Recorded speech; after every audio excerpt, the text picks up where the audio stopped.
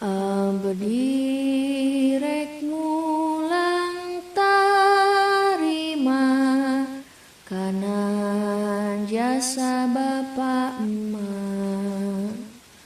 Hoyong hirup nu utama moal mumpang bapa emak.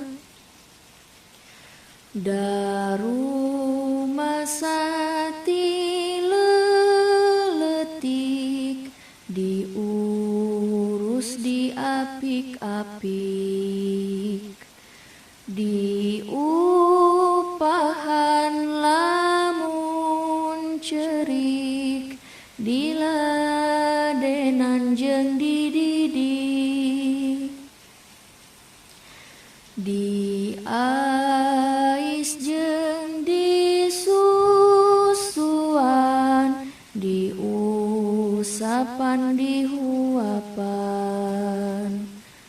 Ayeuna rek ngaladenan manjing ridona